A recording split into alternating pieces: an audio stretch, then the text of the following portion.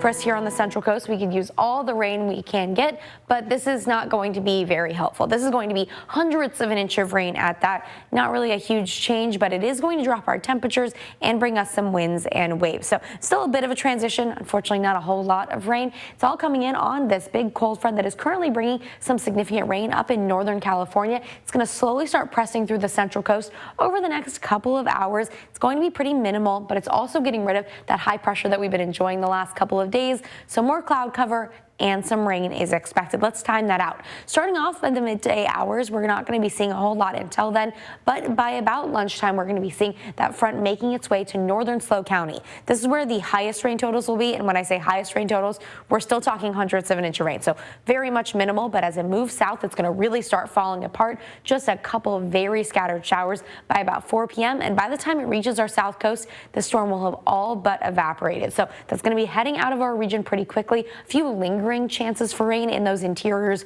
overnight.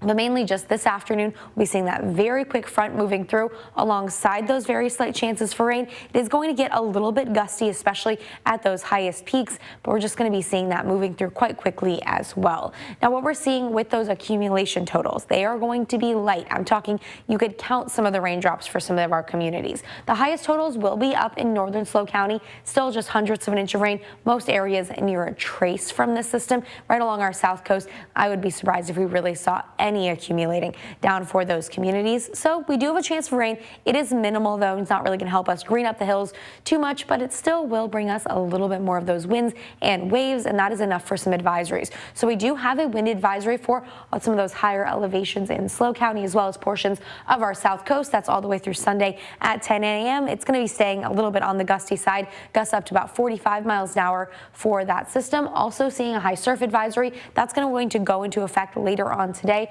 for all of our western beaches, staying in effect through Monday at 3 a.m. Just another swell, bringing us the likelihood of up to 15-foot localized sets.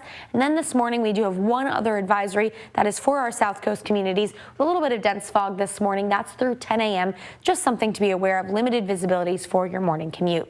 Here's a look at those temperatures. 65 degrees in Paso Robles, 63 in San Luis Obispo and Santa Maria. It's about 15 degrees cooler than it was yesterday. 64 in Lompoc and 65 degrees in Santa Barbara for today. Even cooler once again for tomorrow, only in the 50s for many of our communities. Then we're going to warm right back up. Look at that, 70s back Wednesday and Thursday along our south coast and through many of our coastal valleys. It is going to be a beautiful set of days. We just have to get through this slightly cooler patch today and tomorrow.